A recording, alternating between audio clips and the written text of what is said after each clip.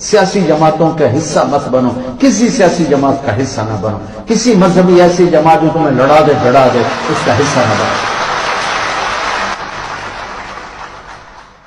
اللہ کے واسطے مولویوں کا اعلی کار مت بنو، سیاستدانوں کا اعلی کار مت بنو، ایسے لوگوں کے اعلی کار مت بنو جو تمہیں منفی راستوں پہ چلا کے تمہاری زندگی کو اندھیروں میں دھکیل دیں، اور نہ تم دنیا کے رہو نہ تم آخرت کے رہو۔ تقسیم کر رہے ہیں، اور وہ سیاستدان بڑے دہشت گرد ہیں جو میری اس نسل کو اپنی سیاست چمکانے کے لیے استعمال کر رہے ہیں۔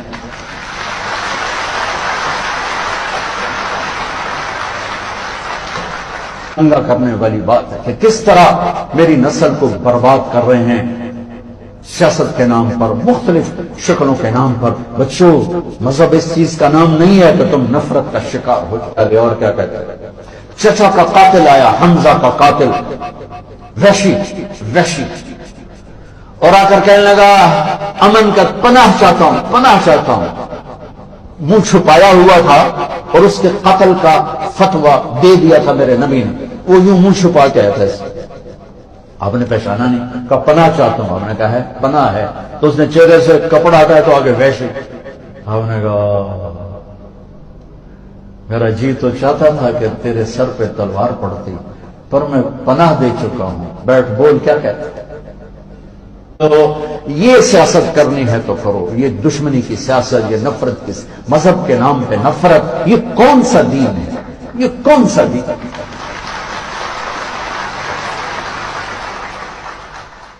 کیسی عجیب ترتیب سے بات سمجھائی جا رہی ہے، اور میں حیران ہوتا ہوں۔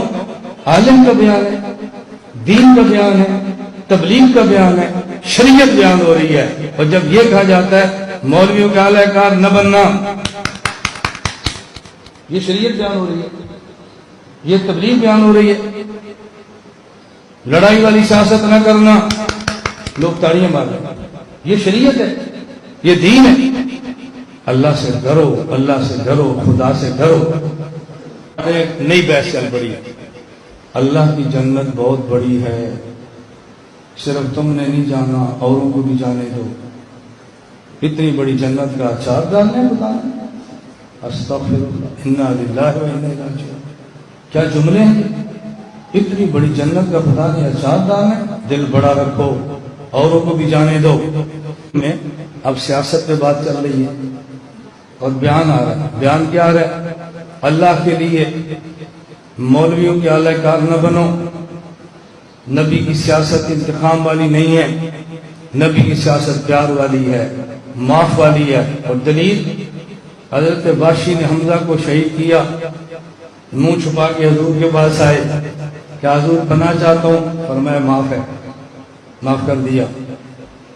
اس نے کہا اب ٹھیک ہے، کلمہ پڑھ لیا، مسلمان ہو گیا۔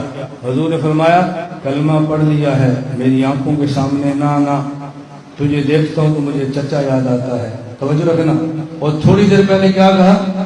یہ کون سی مذہبی اختلاف ہے، ایک دوسرے کا چہرہ دیکھنا گوارا نہیں کرتے۔ اور بعد میں کیا کہا؟ حضور نے فرمایا مجھے چہرہ نہ دکھانا۔ یہ تو حضور نے فرمایا چہرہ نہ دکھانا، اس کا مطلب یہ ہر بندے کا چہرہ دیکھنے کو دل نہیں کرتا، رحمت للعالمین نبی کبھی۔ تو ہم اگر کسی کا چہرہ نہ دیکھیں، یہ تو نبوت کی بات ہے۔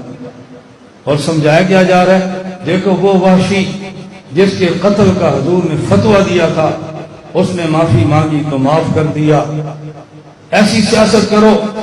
میں نے کہا ایک بندہ امریکہ میں جا کر کہہ رہا ہے ہماری اسمبلی ڈیزل سے پاک ہے، میں جیل میں ڈال دوں گا، اور ہم کہتے ہیں جی معاف ہے کیونکہ واشی کو حضور نے معاف کیا۔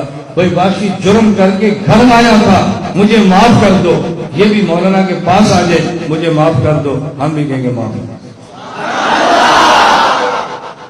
معافی مانگی تو صحیح نا، اعتراف تو کرے۔ واشی تو جرم کر کے اعتراف کر رہا تھا، اللہ کے نبی نے اس واشی کے جرم کے اعتراف پر معاف کیا ہے، اور ساتھ فرمایا میرے سامنے نہ آنا، مجھے چچا یاد آتا ہے۔